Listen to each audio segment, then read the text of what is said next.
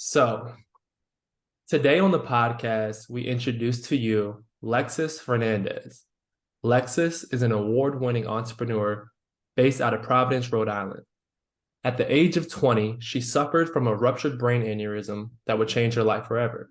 This same brain injury causes 50% of patients to die before they can even reach the hospital.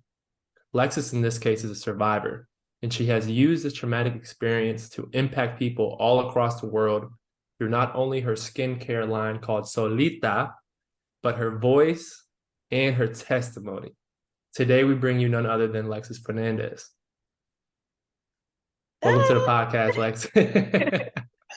That was a good intro. Thank Of course, of course. I've been trying to get better at my intros and pay more homage to our guests. But we were talking offline before this. How's your morning going?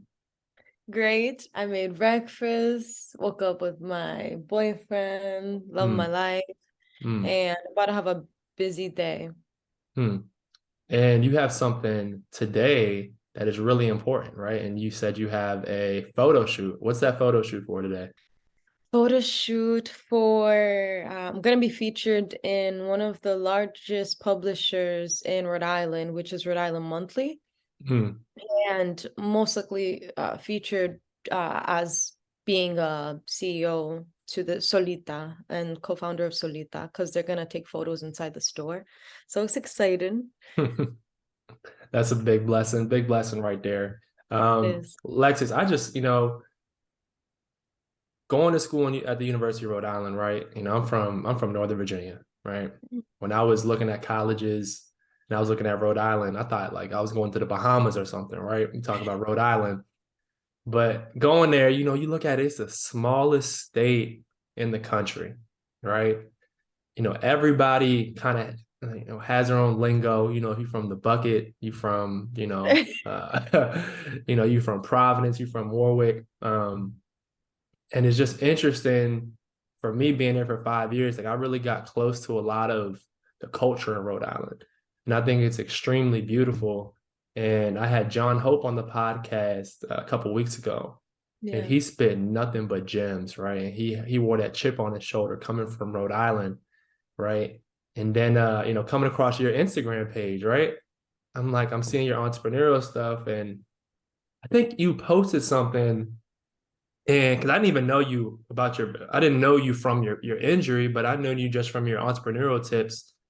And it was like you made a post saying something about if you basically traits of an entrepreneur. Do you remember that post? And you were like, if you like creating, if you don't like, being told what to do, basically you're an entrepreneur. And I was like, whoa, like that I kind of resonate with this. And then I started scrolling through your Instagram, and I saw that video of you and what you went through, that brain injury. And I was like, holy, oh my Lord, like she looks the same age as me. Like that's actually crazy, because I've been through a lot of stuff, but I can't say I've been through anything close to, what you've gone through. And I think what's most surprising about this, and I know I'm making this long-winded, is that like you seem like now like that never even happened. Like you seem like such like your aura, just even from social media, like it comes through as like being such a beautiful presence and a beautiful soul. You know what I'm saying? So it's like I think it's important to shed light. I think it's important to shed light of how you got here. You know what I'm saying? Yeah, yeah. And that's what I want to make this episode today about, is that journey, that process, and then how did your soul elevate and change from, you having to get skull surgery to now, being an owner of a company, right? So first off, I want to ask you, Lexus, what was life like growing up for you in Rhode Island? Give us a picture of little Lexus. Well, I was born and raised in Providence. I tell people I have so much pride in Providence. I'll probably get like the outline of Providence tatted somewhere. And being in a small state, it's like everybody kind of knows each other. Mm-hmm. So I grew up, my outlet was when it comes to extracurricular Extracurricular activities, activities. you're gonna hear that a lot. Some words I'm still have disabilities No, it's with, okay. difficulties with to pronounce, but I doing anything that would keep me out of my house, Hmm. mm, that was like my purpose. Okay, I'm gonna join a sports group. I'm gonna do some art, any type of extracurricular activities. Like I signed up, Hmm. and I guess at a young age, I knew that if I work hard, it doesn't matter where I came from or what I've been through, I will be able to change my destiny. Hmm. And so I was like one of those like teacher's pet. I did really good in like everything that I did because like I just knew how I grew up. Like I didn't want my children to go through what I went through. Hmm. And I always envisioned like when I'm an adult, like I'm gonna have to deal with none of this. And it's just like I always was inspired to be older. Hmm. So, from like middle school to high school, I think some side effects of the trauma that I went through, it made me grow up quickly, Hmm. losing innocence early, um, being focused on things, everything other than school, but still doing really good, getting really good grades. I Hmm. had a lot of freedom with my family because I had good grades. So I explored, maybe let me sneak out here, go to this party. Let me go in across the state and let me just go see what it looks like in this park or this beach. And just I got a lot of freedom. And because of having a lot of freedom, it gave me some power. It also Hmm. gave me some mistakes and some regrets. Hmm. It took up until high school freshman year. I had this boyfriend, much older than me. And towards the end of freshman year, I was like, I can't put chilling with my boyfriend on my resume as like after school extra activities. So I'm like, you know what? Let me drop him. Yeah. Dropped him, and then I pushed myself into debate. Wow. And growing up with having to defend yourself, you become very defensive. Hmm. And I developed knowledge to use my voice as a tool for change. And like, so during debate, like I was pretty good because like any type of like strength I was like holding in or any type of emotion that I was holding in, oh, I was gonna win. Was it any type of debate, or were you focused on like politics or a certain policy de area? policy debate. So every year it's a different resolution. Hmm. So I've done tournaments related to the Cuban sorry, no, the Cuban embargo. Okay. Yeah, Cuban embargo, or the what's it called? Solar panels, coral reefs, like a Out bunch of different. environmental stuff, Yeah, politics. it Gotcha. changes all the time. But doing that, it taught me that high school was so Eurocentric in what I was learning. Hmm. And that's when I learned that like this public school, I'm not learning anything at all. And nothing that I can use in the real adult life. So I Hmm. focused on debate and Black studies, which I took outside of my high school. And those two things truly taught me more. Like I can go far, but this high school being so Eurocentric and not teaching me anything about my history or skills that I can use, excuse me, later in life. I'm like, okay, let's I was I ended up, being like uh what's it called? A class president, captain of the debate team. I did all these things, but I So was you're going barely hard. there. I was barely there, yo. I was like just getting like learning outside of Yeah. I had to. So Wow. basically going through a lot at home pushed me to explore many things and becoming a very multifaceted uh res res res renaissance Well, woman a at a very Renaissance young woman. age. Okay. Hmm. Well, my story's a little different. I had a 1.7 GPA in high school. I was not the class president. I should have tried to be the class president. But I get that kind of makes me emotional, Alexis, because you talk about growing up, and it's almost like I feel like everybody has like two roads that they could take, right? And that's one is the road that everybody in their family has taken, you know, and you kind of see that pattern in front of you every single day as you're around your family. Then the second road is doing the complete opposite. Right? It's actually going for something. It's shooting for something meaningful. It's saying I don't like where my family is at. I don't like the way we think. Like I want to change that. And I want to go make my own path. And I feel like I wasn't gonna mention this early on, but I feel like God just like set certain people apart. You know what I'm saying? And I feel like for me, growing up, my dad was deported when I was like 9 or 10 years old. My mom had me at a really young age. And, just like you, like I was in defensive mode, all my life growing up as a kid. And even still, somehow, like, I ended up creating Think Gold and I ended up going to school for free. And it's like, I look at it and I'm just like, but it's not really me. Like something has entered my soul to like want me to go in a different direction, right? And I feel like that same thing has happened to you. I don't know if you think the same thing, Lexus, of God pushing you apart. Yeah, for a long time, it's kind of like, why is this happening to me?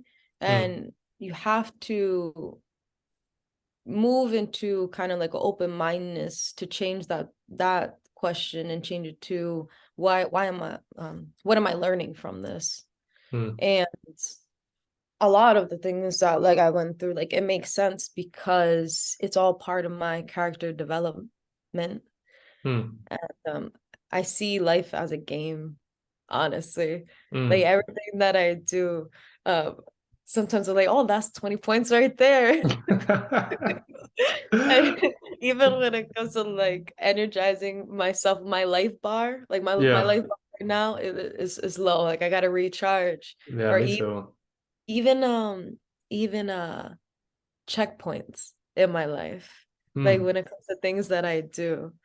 Did you have anybody instill any of these characteristics in you, like growing up, from mom, dad to like this, um, to think like that, to think that life is a game? I wish. Like I wish I could tell you somebody that came into my life that really like changed my life. I mean, you know, the teacher of the Black Studies, Marco McWilliams, like he taught me a lot, but there's nothing that really it wasn't there was nobody there to save me. There was Hmm. nobody there to what it is I'm becoming the person that I needed.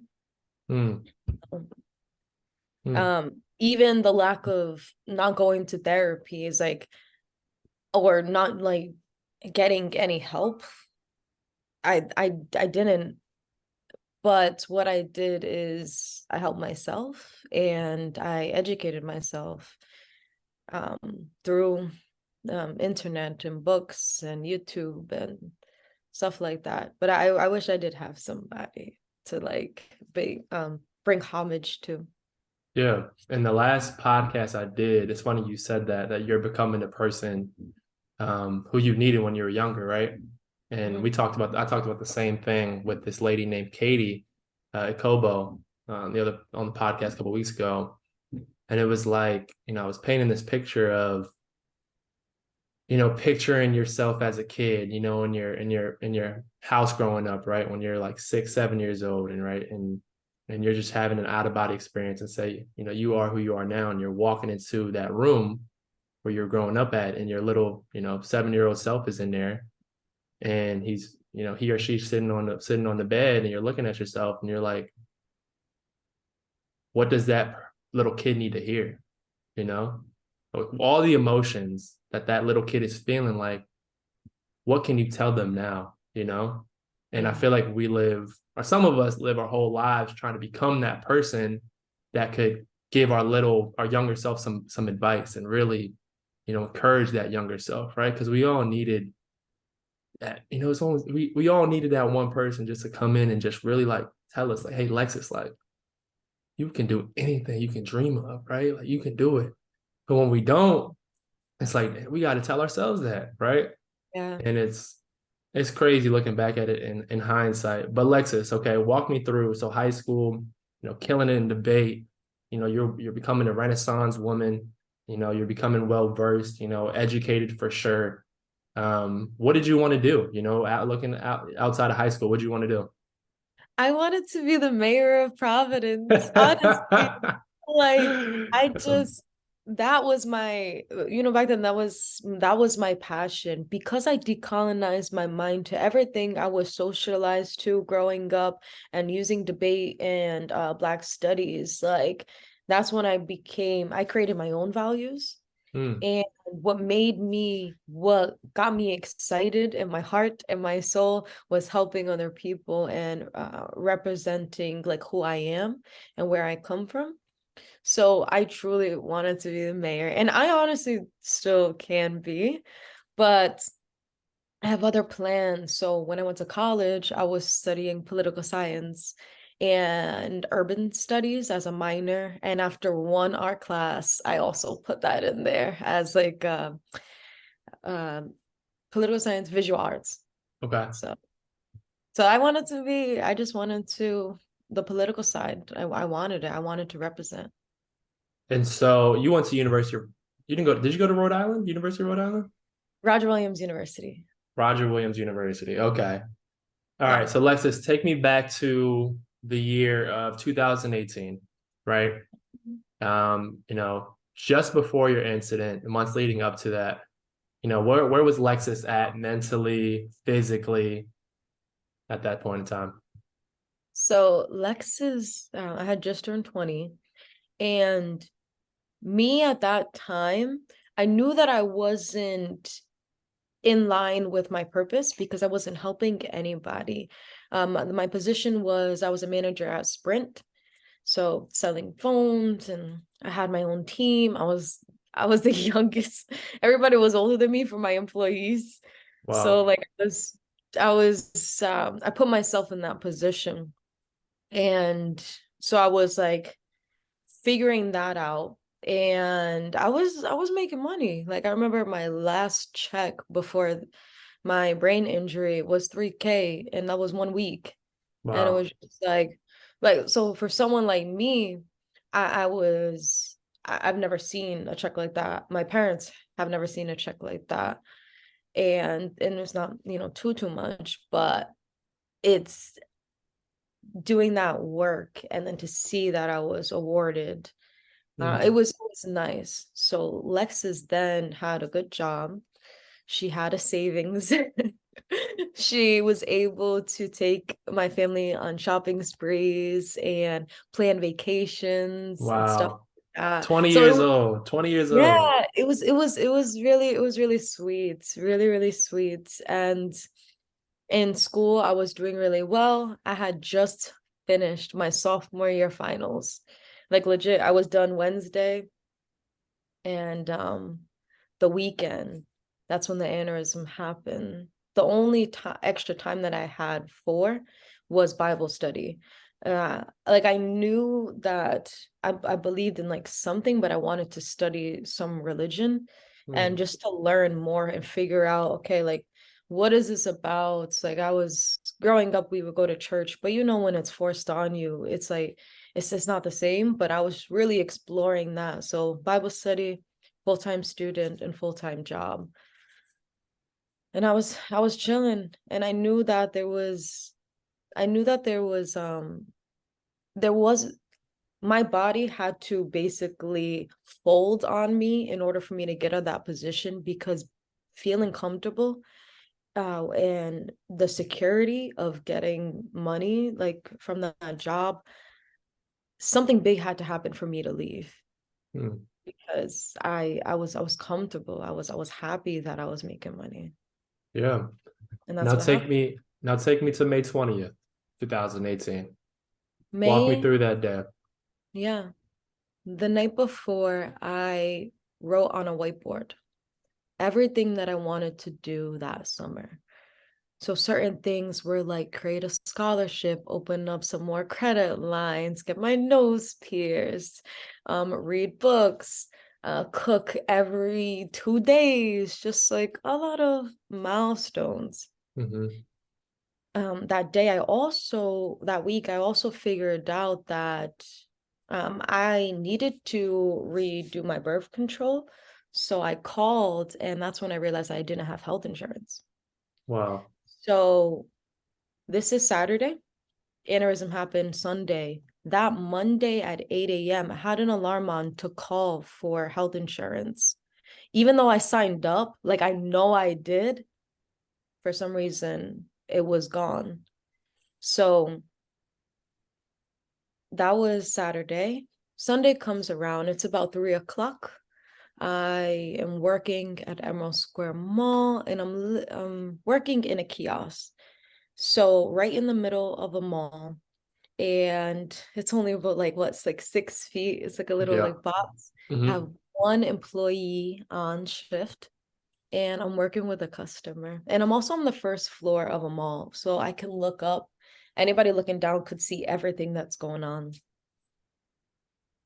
So I'm working with a customer, and he's going from a flip phone to a smartphone, and I'm teaching him. I'm like, listen, you can come anytime. I'll teach you whatever you know. I mean, you Using gotta your bag, know. using your bag. Yeah, I was like, listen, I got you. And one thing I would always tell my customers, the manager position, the turnover was so bad. I used to tell customers, if I'm not here, then something bad happened. Mm.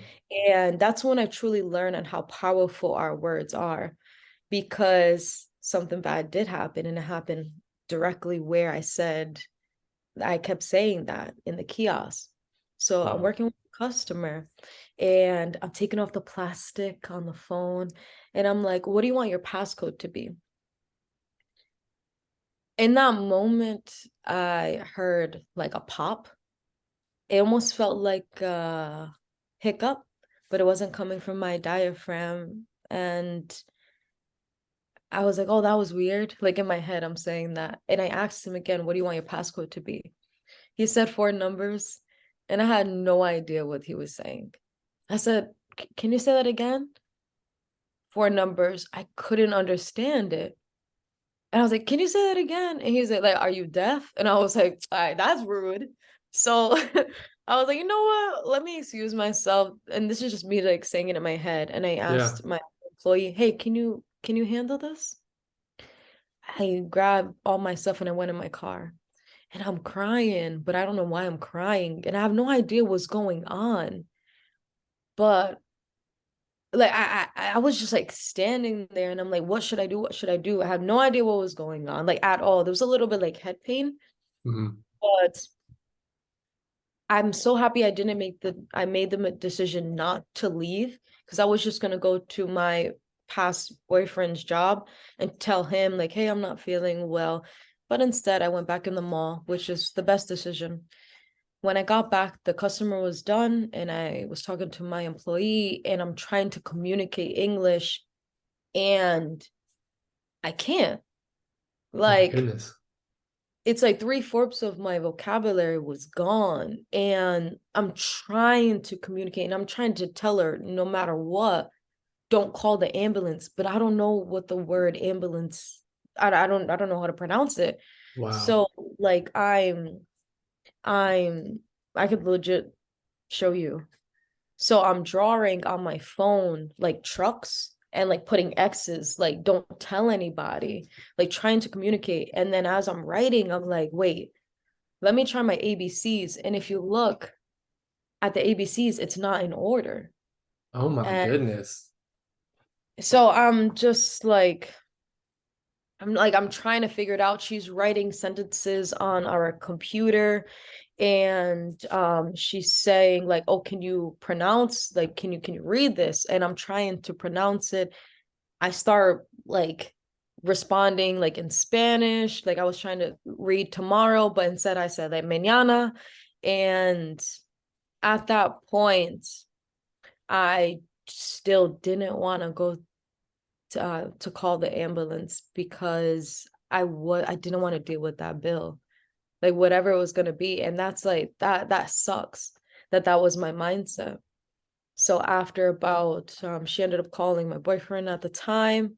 He ended up coming to the mall. By the time he got to the mall, I was in a fetal position inside the mall. And he picked me up. He took me outside the mall. And I can show you right here. Look. So this is me trying to put my ABCs. Oh my goodness. You still have it Like on your phone. so the thing that I didn't mention to you is when I was trying to figure it out, in my head, I'm like, if I don't even know what's going on, how am I gonna explain to someone what's going on? So Hmm. what I did, I started recording. So I have the voice message, a voice audio of exactly everything that's going on, and you can hear it in my voice. And because I don't have most of my vocabulary, I'm swearing, like, because Wow. like I didn't know what to say. So You I'm must have swearing. been so damn confused. I was so confused. Like this is when I told you I was drawing trucks and like don't call. Oh, sorry. This is like all of Wow. the so so in the audio, no. In the audio, I you hear me and I'm saying, who did this to me? I trusted myself so much that I couldn't believe that my body did it to myself. Thought you But got I like kept, poisoned or something or yeah, did I thought something the wrong. guy with the phone, I was like, he did something to me. He's got the flip phone. It's some Back to the Future shit right here. I thought that yeah, but when I got to the hospital, I kept saying like, I don't know my ABCs. I don't know my ABCs. Help me. I don't know my ABCs. They checked my brain. It was bleeding. And then they said that we can't help you here. They said we So can't we help. can't help you here? Mm-mm. They said we can't help you here. You have to go to another hospital. So they took me to Rhode Island Hospital. Did they fly you over there? They didn't fly me because it was like it was maybe like a 25-minute drive. Okay. But when I was in the ambulance, they were treating me for being dehydrated. So like during the it was most of the people that have ruptured brain aneurysm don't make it to the hospital. Like 15%, but most people, as soon as it hits, they pass away right then and there. So, like, to be treating me for dehydration and to making me wait in the hospital, like, this is dire time. My brain Hmm. is bleeding. A ruptured brain aneurysm is a bulge, a weak spot in the artery wall in your brain, and almost like a pimple. And mine popped. My family never, no one has ever had an aneurysm. I wasn't abusing drugs. Everything where it says the reason why I would have it didn't relate to me. And usually it starts to be developing like after 40 years old. And it's super common between 35 and just like an older age. I was 20, I had just turned 20. So it just didn't make a lot of sense to me. And do you want me to continue with more of Wow, like no, in the I'm just now I'm on the edge of my seat right now listening to this. Yeah, so yeah, please continue. Please continue. once I got to the hospital, once I got to the hospital, Rhode Island Hospital, my family was like already there. So this moment I didn't know because I guess was unconscious. But like when I got into the hospital, there was like someone like on top of me, like making sure like I was breathing and Hmm. I guess like, you know, making sure like I was breathing. At that moment, once I got to the hospital, I knew that I was in some type of coma. I knew because as much as I wanted to move my body, I couldn't, and I could hear everyone speaking. So I'm hearing the doctors, I'm hearing nurses talking about their lunch, and I'm just like silently screaming, like, help me, like, why are you talking about lunch? Like, I can't even move. Your eyes are closed at this time, like you're sleeping. So the body is, but my soul is 100% conscious. Hmm. So like it was almost like a separation. Like I was basically in just a black space, like pitch black. I could not feel like my body. I couldn't move my body. I was like only a conscious. So I don't know if it was this big or I was like this big. And there was no time. People dealing with near death experiences, there's a lot of common things that happen, and one of them is there's no time. Like I don't know if I was in a coma for 2 minutes, 2 hours, 2 days, 2 weeks. I know it wasn't 2 weeks because when I woke up they told me, but there's no time, and all I was doing, because I knew that I couldn't put numbers in order and my ABCs in order, I was just practicing. So I'm in this like void, and I'm just like A B C E D, like just trying and testing and practicing. And it got to a point where I got tired, and I told myself like I thought in that space, like if I were to go to sleep, if I were to just stop keeping myself awake, then that's it, my life is over, like I'm gonna die. That at a point I said like it's okay to let go, and Hmm. I did. And then I saw the whole white light that people talk about, and I don't even know I do this because it's real. And I saw the white light, and for at that moment, that's when I became not scared to die, because within the white light, let me turn this on. Within the white light, it's just like euphoria. Like you're not scared anymore. Life goes on after passing away, and like you're still a spirit. Right now I'm a soul, but I'm just in this body for right now. In the next life I could be a black man, I could be someone else. And that's after doing, more research. That's how I see life is. Hmm. Like right now, I'm in this body, in this lifetime, on this earth, because I'm trying to develop almost like a mission with my soul. Hmm. So everything that I've been through, there's a reason for it. And once I've reached my soul purpose, then I will pass away. And that's why I feel like that's why some people, they pass away for like for no reason. They already did what they had to do in that body. And now it's time for Wow. them to continue to develop in a different aspect, in a different body. And like I believe this because not only did I do research on it, but I also experienced it. A lot of people it's a lot, but once I woke up from the coma, I was in and out of consciousness. I'll be wake up, go to sleep, wake up, go to sleep. And I don't like to be restrained. So I'm like, when I wake up, I'm like this, like I used to put the middle fingers up. yes, because I'm like, because when they have that thing in your throat, and like because You can't they talk. brought me back, and I'm just like to ever. Had a little technical difficulties, but we're back. So Lexus was saying she was coming out the coma, and she was restrained, and she was flicking people off. Like, like I was so slick, like I was flipping myself out, and people were like, "No, no, no!" They're holding me back, and I was just like, I was so aggressive because I'm like, Hmm. "What's going on?" Like, Yeah. someone gotta. Wait, how long But were you under? I didn't get this. How long were you under in a coma for?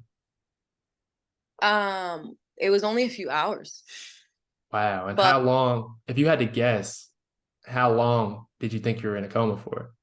Like when you oh, woke up? Definitely, like at least like a week or two. At Wow. least. I'm telling it's like to be in a space where there's no time, it's weird. It's so weird. It's Hmm. it's it's like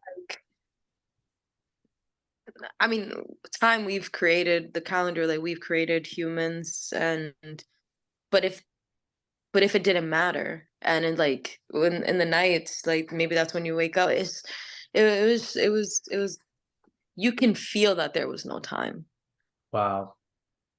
And one thing, so like when you're at the mall and then you're traveling from hospital to hospital, were you under pain? So I know you couldn't speak and you like mentally, like cognitively, you were weren't functioning, but from a pain perspective, were you under any pain? There was it's almost like a headache. So if you listen to the audio that I recorded, like I'm saying, like, like my head, it hurts. Hmm. And physically you couldn't see anything, but inside it's just like my brain's like flooded on the left side of my Oh, brain. So I was in pain. I know that they gave me some medicine, but I'll tell you right now, the physical pain I can do again. It's the mental pain that I oof. can't. Okay, so if you can continue the story, because I want to know, like, obviously you're now waking up and you're like, all right, what the heck is going on? What was everybody telling you? They couldn't tell me like anything for a while, for at least like another couple days. And also I wasn't really I was in and out of sleep. In my voice changed. I was like basically pushed back to adolescence. My sentences, I remember not being able to pronounce elephant or junior because I was like trying to be a junior in college. I couldn't even say like sprint. I couldn't Wow. pronounce boyfriend at the time's name. Um, so like three-fourths of my vocabulary was gone. And when you have a brain injury, it's like you really don't know what's going on. Like it's not you. Like the words that you're saying, it's not you. I was very aggressive, very aggressive. And like everybody just put up with it because they knew that it wasn't me. So I Hmm. said a lot of things that maybe like I shouldn't have said. And but I couldn't I wasn't me for a Hmm. while. Hmm. What was But the recovery process like? And how did you, I mean, what was that road to being where you are now from a physical perspective and a mental perspective? 2 weeks after I got to the hospital, my brain started swelling. They pushed me into a surgery. They took this piece of my skull out because the brain was swelling, and not having this piece of my skull took about, it was supposed to be 4 months to get it back. My They were brain going to put the became, piece back in? I was yeah, going to so it grow takes, back. sorry. They were going to put that same piece back or a different piece back in? Okay. hmm So usually it takes about 4 months. Your head is like filled with like liquid. I wear a helmet. I still have my helmet.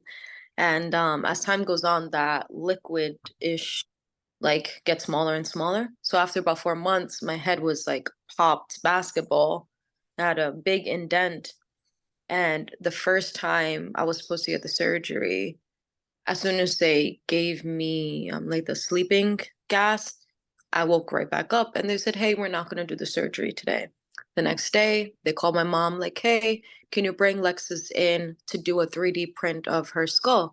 And she's like, "Why?" She's like, "Oh, they didn't tell you?" First, they lost my bone. Oh my And goodness. then they found it. And then it took an extra month just for blood tests to make sure that it was mine.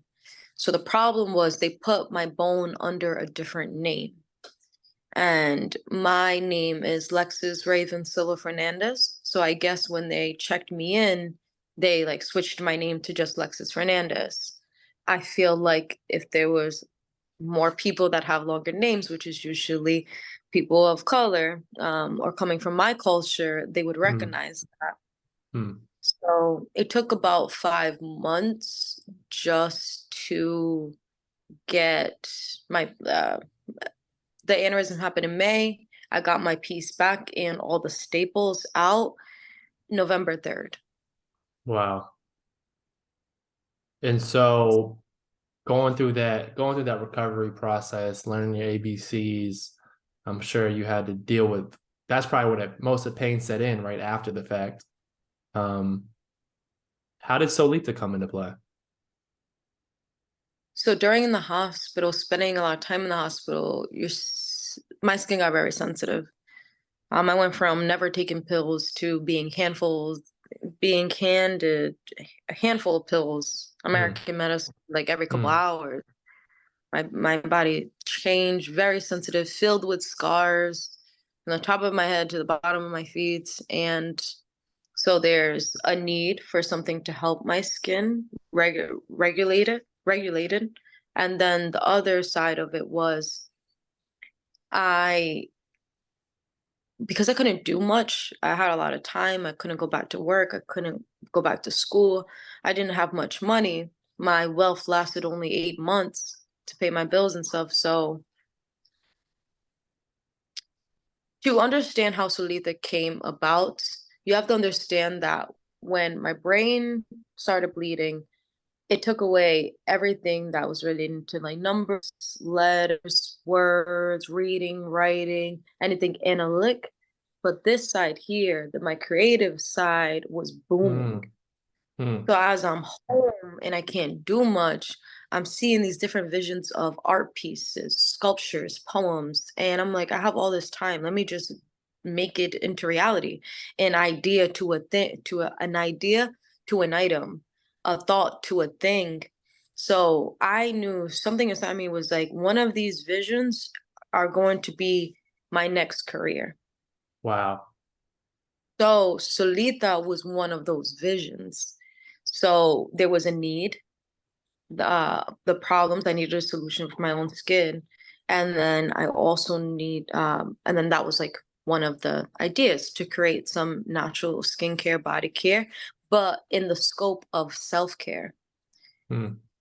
I really got into skincare because I told you I got my skull back November 3rd. 7 weeks later, I started a business selling earrings, and they're all 7 weeks Afro. later. That soon. That soon you Super. was ready to start a business and you wasn't like over here laying in bed all day feeling sorry for yourself. You wanted to start a business. That wow. Okay, keep going.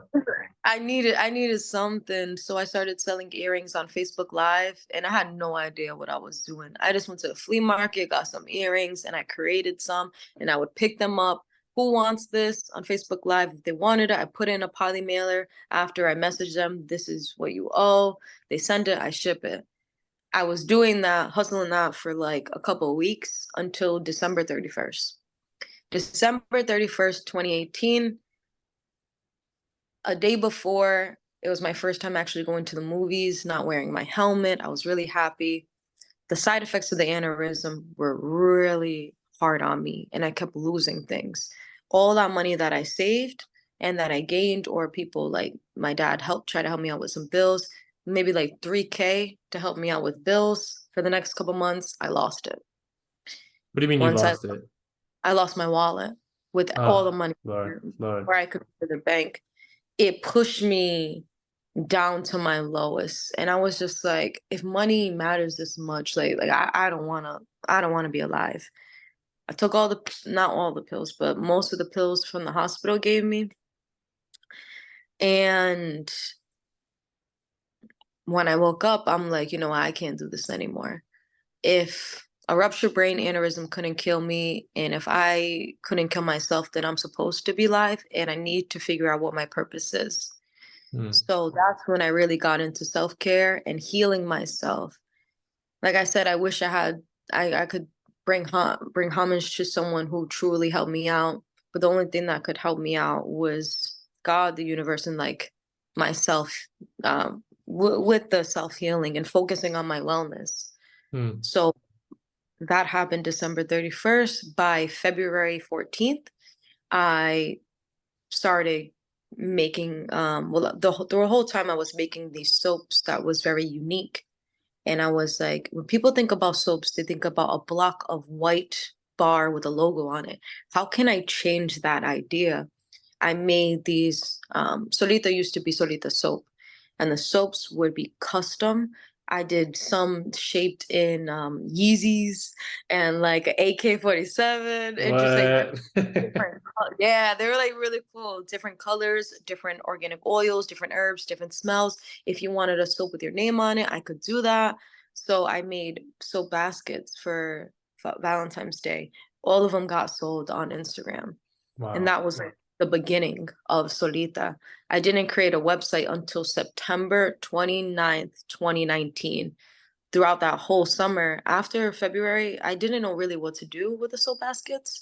So that whole summer and spring, I was like, let me try to get friends, maybe go out and do things. I did poetry nights, I was doing photo shoots, video shoots, and it gave me more confidence because, mind you, they cut my hair, and curly hair was like, it's my culture, it's my Mm, confidence, it was my identity. But then I realized like I'm dope even without the hair.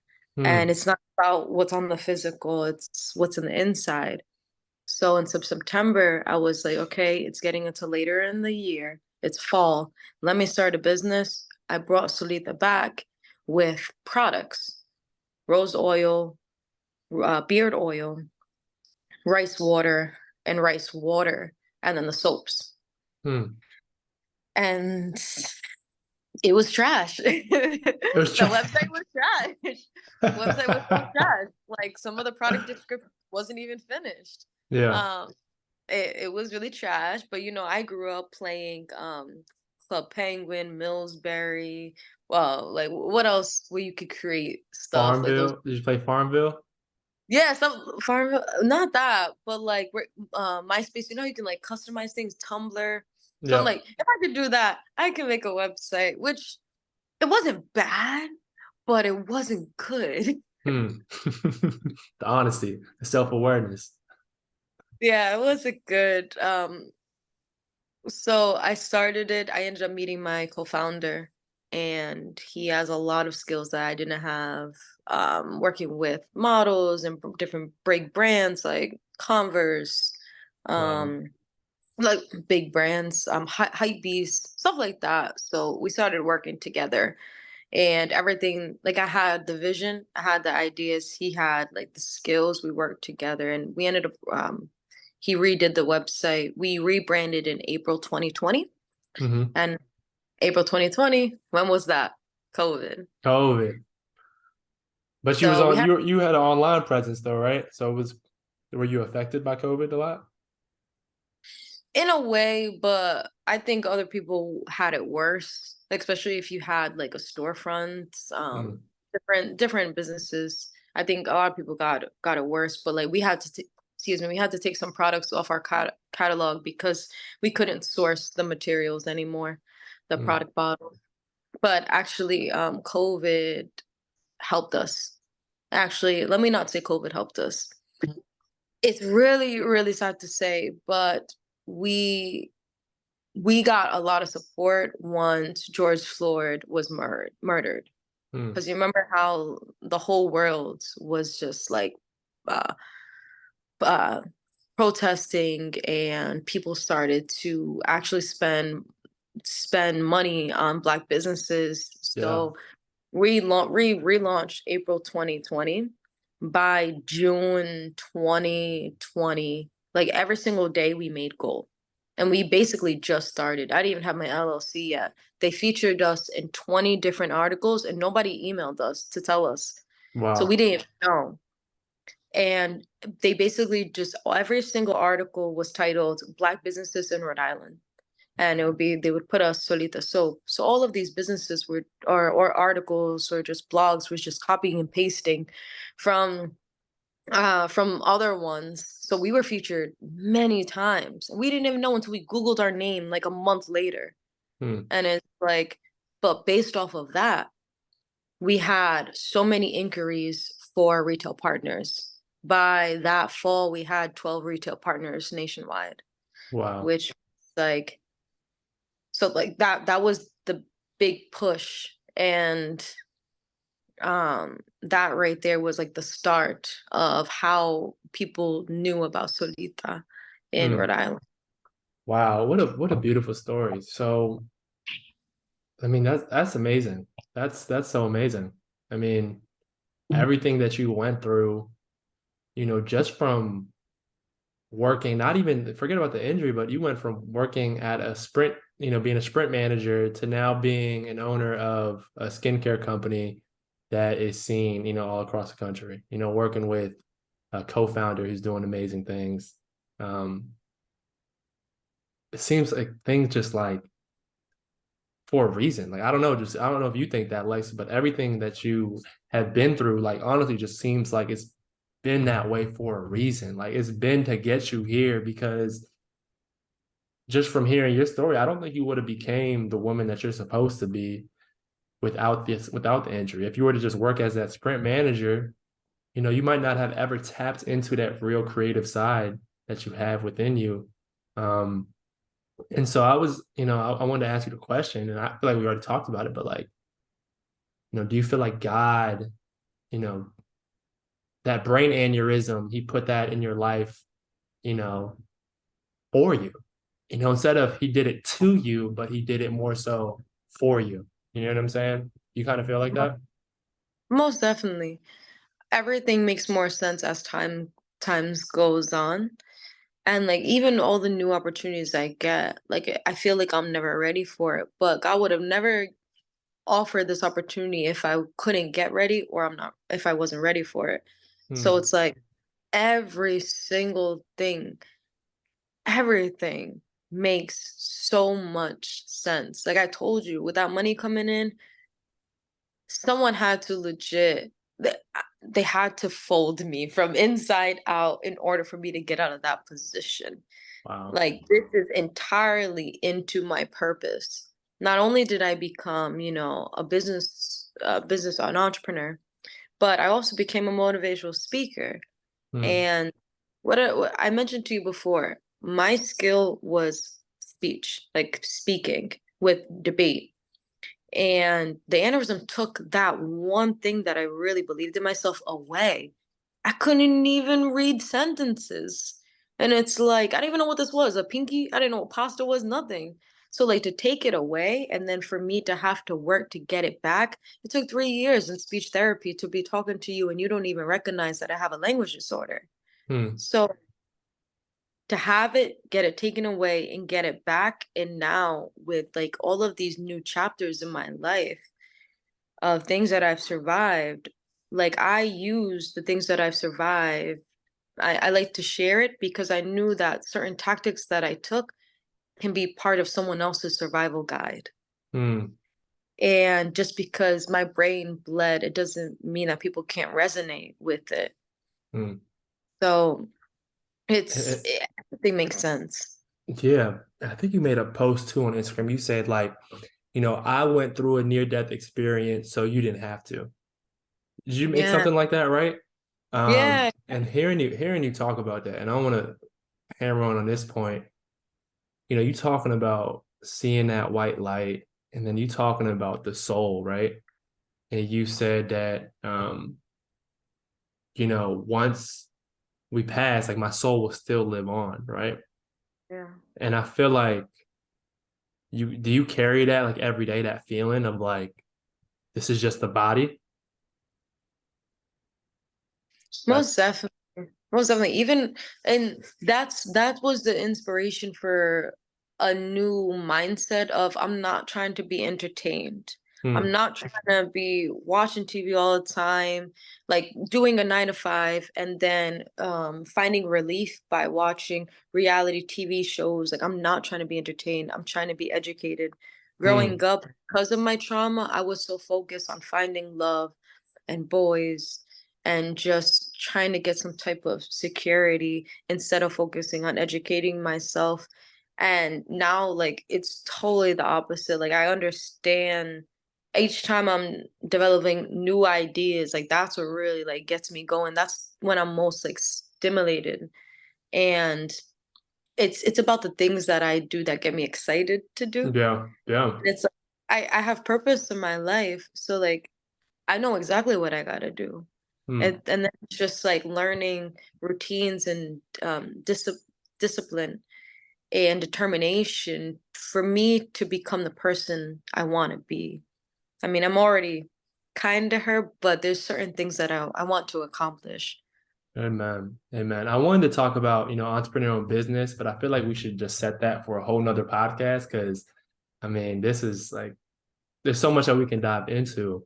Um, but let's dive into like, some quick gems that you could give me, right? I'm starting Think Gold, right? And I really want to build Think Gold into, a media platform that is designed around the podcast that we do, right? Based off the conversations that we do. But not only that, I want to equip people with the Think Gold mindset, right? With the Think Gold mindset is believing that you can achieve anything that you believe, right? It's shooting for that goal in your life. Whether that be, you want to be a CEO, you're going to strive for that every single day, right? And not only are Yeah. you going to strive for it, but you're going to think like that, right? Yep. And it comes from, Olympic athletes and how they're training for the Olympics. Like, if you want a gold, if you want to win the gold medal, you got to believe first that you kind of already have it. You know what I'm saying? Then you speak it into existence. Um, so me trying to create that into a reality and put this into a business, what advice do you have for me? For you? Yeah, for me. Well, first, I think you are doing great. I was on my meeting with my business advisor this morning, and we were looking at your stuff. You're like, "Oh, this is good." It's You know, good. Yeah. when it comes to like the platform, like you're definitely on a great track.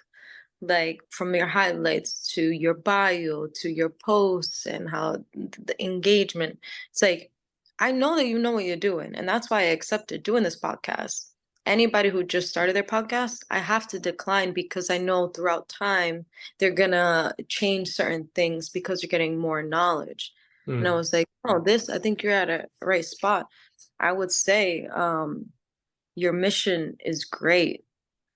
I would continue to try to find more like inspo and figure out like, okay, how did this podcast get to that level? mm, Continue to be consistent on the content creation. And especially sometimes people don't really get a big push until they do episode 100 or they just facts. get. And I think being, super consistent and, but not burning yourself out. So Mm, creating your social media pillars, like whether it's promotional, educational, or inspirational, figure out all the type of posts that you can create and then start batching content. mm, And maybe not every post will be like a reel of us, but also how can you create community? Like, mm, can you do in your city, do a networking event and hosting it? Getting some sponsors. It's not too hard to get sponsors for food, for wine. Like we're sponsored by Box Water when it comes to Soulita, and they send mm. us like 500 cases every couple months. Wow. So I think focus on community, find some more inspiration, do case studies, or just like study how other people got where they're at with their podcasts. Hmm. And I would definitely push your story when it comes to like everything that you're doing and why you created it. Because once you tell me your reason why, it makes me want to listen even more. Mm. Of course, Amen. quality for it. And then maybe you should read the book Expert Secrets. My boyfriend, Expert he got it. secrets. Yeah, I've been listening to it, and it mentions how to create a movement, a community. Even when it's related to podcasts, he didn't really get a big pull until it was episode like 45 or something like that. But I think I think you would really enjoy it. Expert Okay. Secrets, and you can get Cool. it like audiobook. But I think you're doing really well. How long have you been making your podcast? I started sophomore year in college, right? playing Hmm. football, but I didn't really start until I'd probably say 2019. And it Nice. would always be something where it's like when I was in the off season, I would do it, and then when football season would come, I just like kind of put it to the side. Gotcha. And it wasn't until this past year that I was like, all right, I want to make this into an actual business, you know? Beautiful. So yeah, yeah. Try to get some sponsors. Okay. Like say you could see like your table and you just have like a water right there or like a wine right there.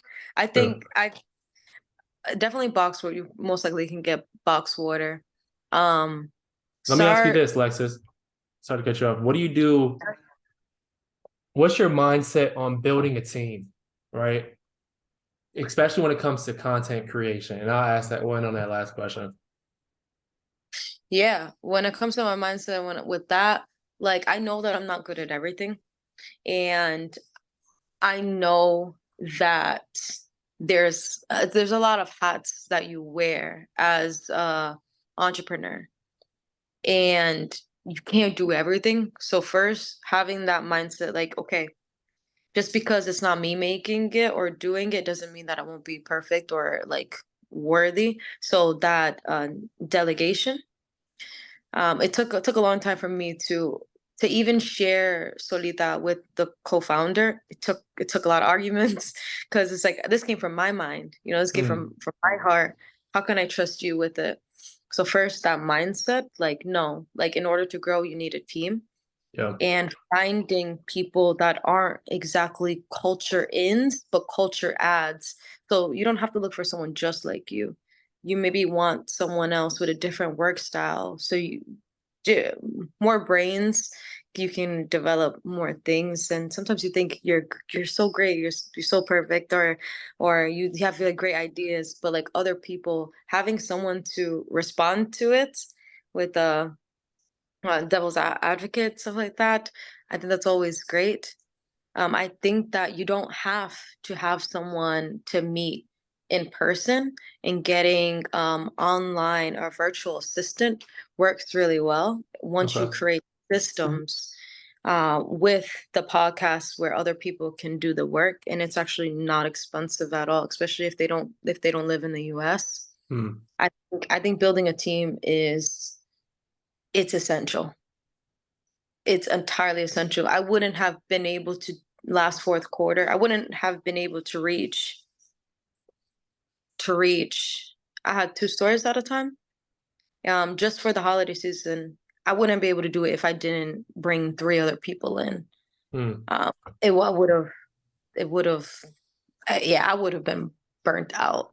Gotcha. But so mindset of like delegation is what you need to grow, and then look for someone that's not exactly like you, and but like maybe same, like not exactly focus, but determination to create something bigger than themselves.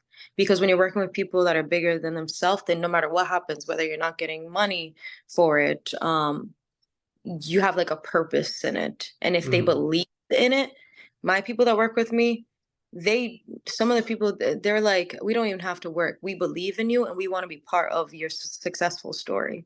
Wow. Just that's a couple of things. That's just like off the top of my Nah, head. nah, I can see how. If we do some consulting and like Let's do another, it. I could definitely. Usually, I create a whole like doc of Yeah. research that I find. But I would love to put something on the books, maybe like in a month or now from now to do some consultant stuff together. let's Um, do. okay, last section of the Think Old podcast, I call it the deep end, right? And Lexus, you're gonna fill in the blanks with these sentences, okay? Okay, let's go. I am nothing without. Purpose, My greatest joy is nurturing, the world needs. God, Hmm.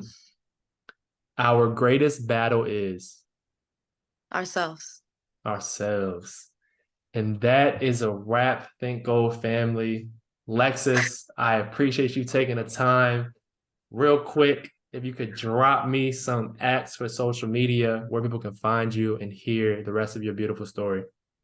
Yes. So My personal Instagram, where I focus on my self-care journey, my entrepreneurship journey, is CEO Lexus, ran like the car, Fernandez. CEO Lexus Fernandez. For my business, it is Shop Soulita. Shop And Soulita. and throughout the links, you'll find my motivational speaker website, the business website. All of that is on my Instagrams. Perfect. Any last words for people listening to this? Support. If you've gotten this far in this episode, share it, like it, comment on it, share it to people that could really resonate with what I've said, and support this guy. I don't even know Amen. where to go to support this guy, because I can tell you I've done, a couple of podcasts, and I I appreciate the organization and the work that you put in before, and even you talking to me beforehand. It's just like, this was really nice. Like, Amen. this made my day. I really appreciate it. I appreciate that, Lexus. Best of luck at 1 o'clock. I'm probably have you running a little late. And then we're gonna Oh, run this back once I get my studio, okay? I appreciate it. Thank you. All right, Lexus, take care. Bye.